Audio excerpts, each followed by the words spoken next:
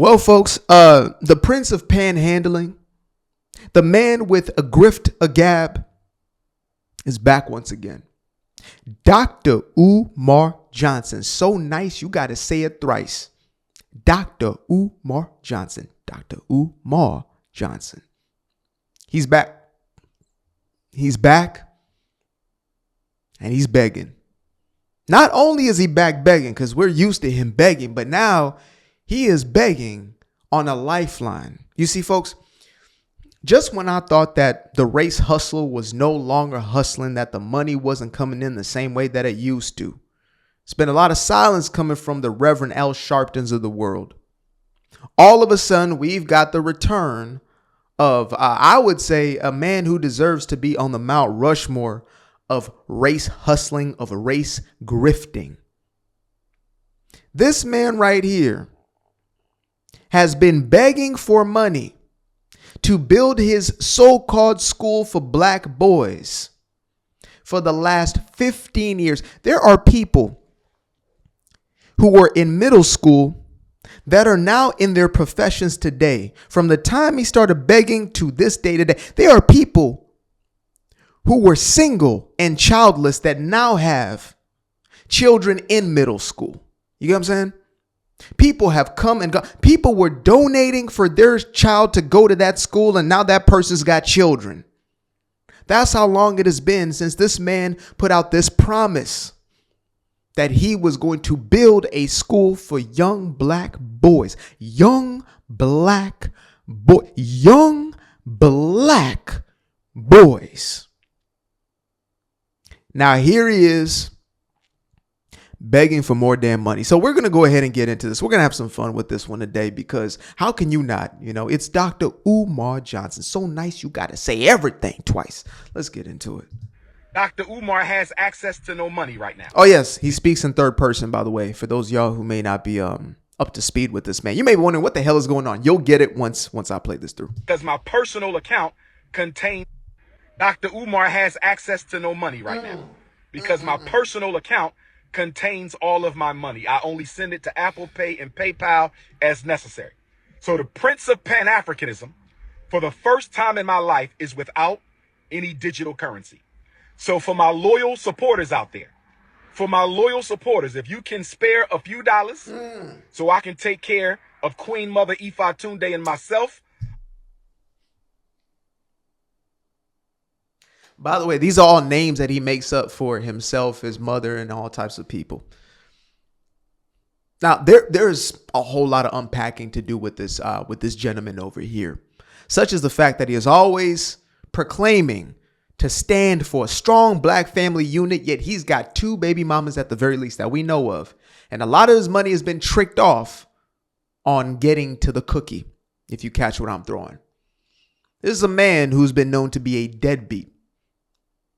And yet he is going to preach to the rest of us. Now, I'm okay with you learning your lessons. Like me, I was a dope boy. I was a junkie. And I learned from those, and I can speak from those things. And hopefully I can ward somebody away from that. I know what it is to be a victim-minded lefty. I know what that is. I can speak to those things. But for me to continue to perpetuate those very same behaviors while I sit here and lecture you while I collect your donations, because there are people who send me money and I am thankful for it. But I would never put pressure on anybody. And I wouldn't lie to you and say, well, I'm building this thing and we've got this going on. No, if we're going to do a fundraiser, then we'll just make the video a fundraiser. And y'all can send money directly there if it's something that you believe in. I never believed in, hey, you need to give me something. If you find value in what I do, thank you. I appreciate you. But that's not going to change whether or not you are of value to me. You feel me? I'm thankful. I appreciate you, but it's not your responsibility to do so. Just like it's not your responsibility to go in a store and buy a damn thing out of that store. If you find value in something, here's some money. Thank you. Please continue to do that thing. If nobody found value in what I did, they just wouldn't watch. You pay with your time, your energy, and your attention. And I value that and I appreciate that. But now here's this man right here. After millions, likely at least $1 point something million have been sent to this man in the last 15 years. And there's no school to speak of, not a real school. There's concepts of a school, I guess you could say. Concepts, ideas, ideations, imaginings of a school for these young black boys. The Marcus Garvey Frederick Douglass Institute of Black Boys. It's not there yet. 15 years. 15 years, you would at least have a damn caravan or something like that. Put a couple chairs in there, like call it a school, online school, something. 15 years and millions of dollars later, like that's just messy financial, fiscal irresponsibility there. That's all that is. Until my bank account is frozen or canceled so I can get my money back and open up a new account, please hit my Apple Pay or hit my PayPal. My personal PayPal account is Umar the Psychologist at yahoo.com. So that's paypal.me/Umar the Psychologist, paypal.me/Umar the Psychologist, paypal.me/UMAR. Yep, y'all get to say the thing 3 times now, right? He will say everything 3 times. It look like when it's up to Cash App, he might double up and get to 6 times just so you don't miss it. This is panhandling at its finest. This is digital. This is TikTok begging, as they call it. What they call it, talk beggars. This is internet begging. THEPSYCHOLOGIST, paypal.me/Umar the Psychologist, or hit my Apple Pay using my cell number 215-989-9858, 215-989-9858. Brother, you're about to get crazy spam. I have never asked the people for $1 in my life.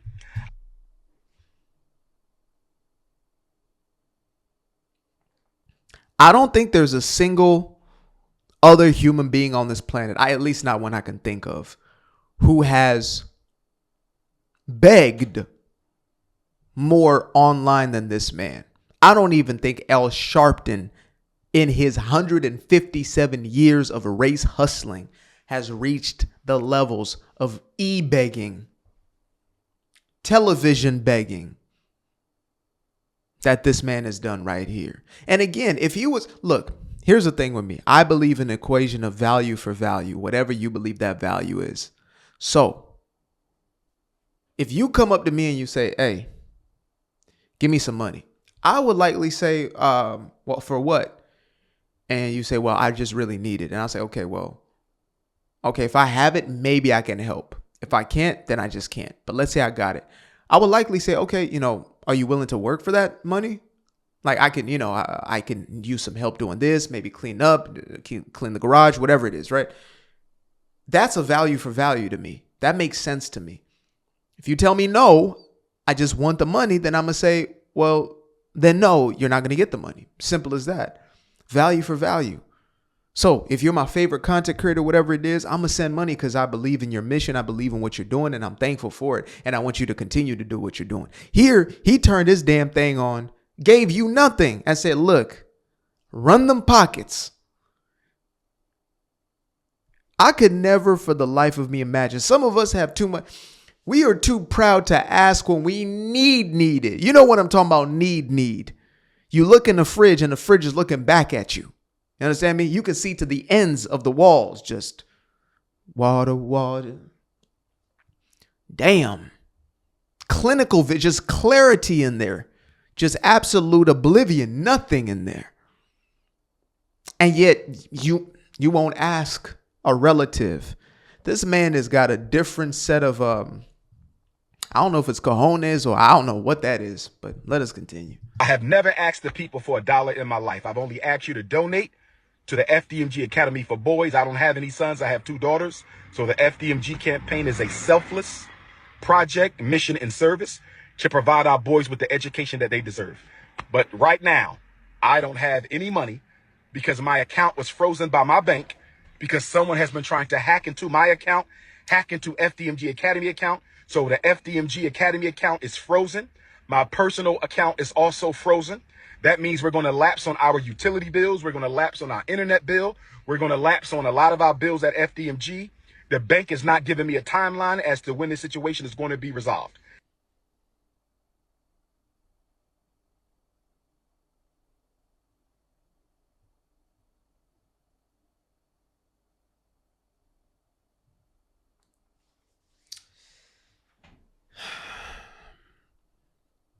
If you lie 8 times out of 10, am I supposed to give you the benefit of the doubt for 2 times that you may not be lying? Or am I justified in believing that you're lying again? Tell me that. Y'all let me know right now. If you lie 8 times out of 10, if I lied to you 8 times out of 10,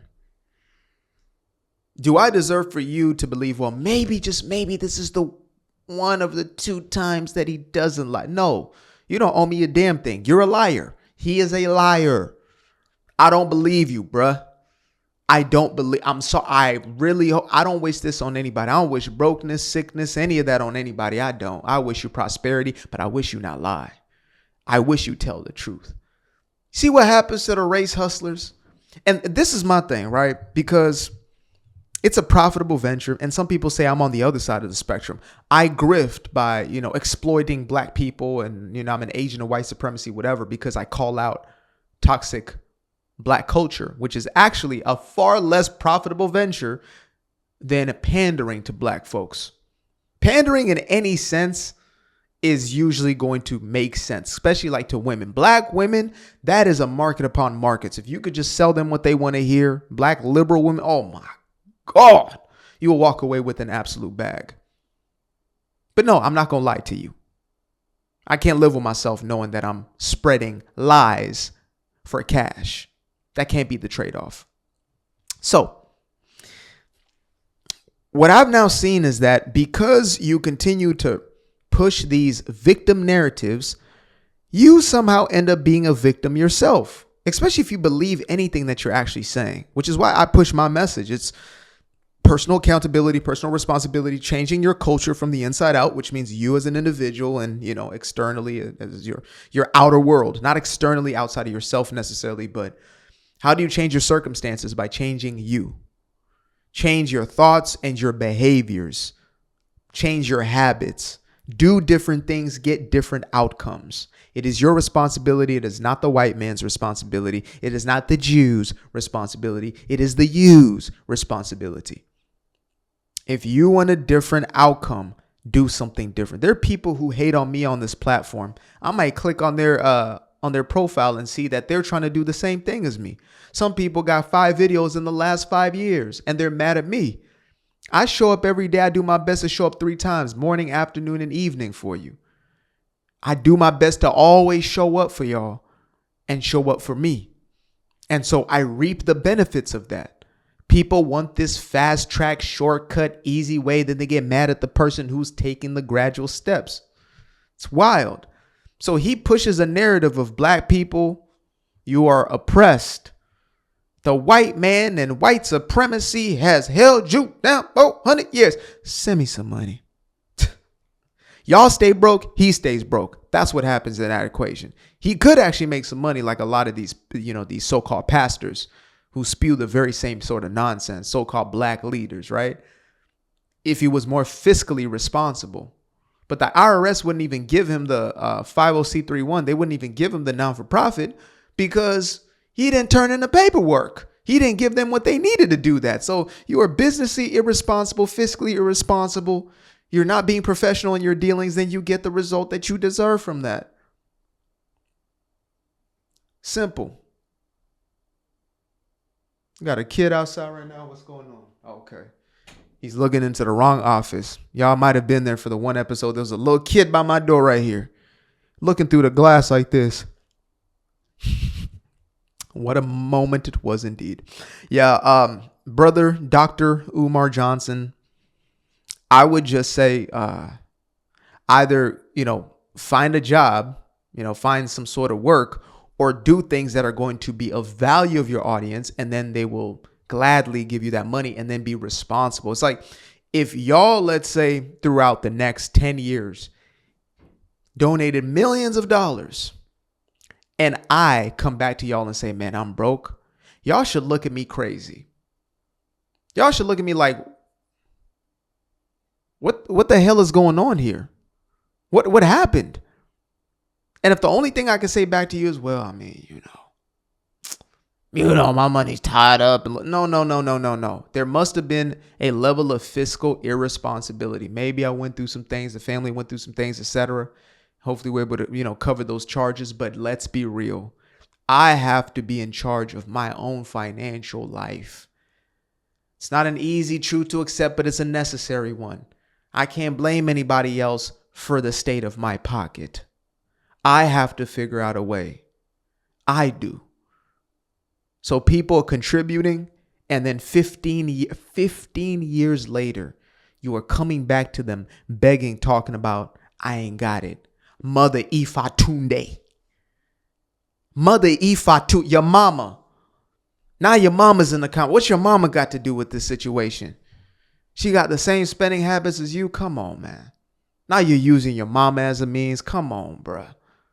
I know sometimes we all, we need a helping hand. We need a little assistance every now and then or whatever. Maybe I get it. Sometimes you fall onto hard times. I get it. But as far as me and mine, I know I'm responsible. I got to do something about it. If I could no longer have the opportunity to do what I love to do on a daily basis and give my whole heart and soul to it as I do, then I would have to find something else to do to take care of my people. I would. But I pray that I'm able to do this forever because I love to do what I do. So, I would suggest, put together some sort of tour or something. I know that some people willing to have this guy come. He's he's a great speaker, though you couldn't tell from that. But he can go out there and maybe do some speaking gigs or something like that, and go do some victims, like share some victim stories that way or something, and hopefully some people would donate. But now people are sick and tired. Because people don't like a beggar. That's what they don't like. They don't like to be coerced and manipulated and made to feel bad if they don't. Appreciate you guys for tuning in. Now, if you'd like to stay around, make sure to click that little subscribe button down there. Or you can show some love by going to the description below and clicking on the button titled Buy Me a Coffee.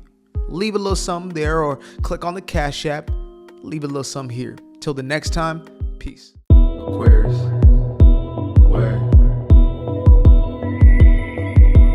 I've been up for hours, I've been up for days, you staring at the ceiling, I've been counting strays, you I've been in my feelings, I've been out of mind, I've been getting visions of the other kind.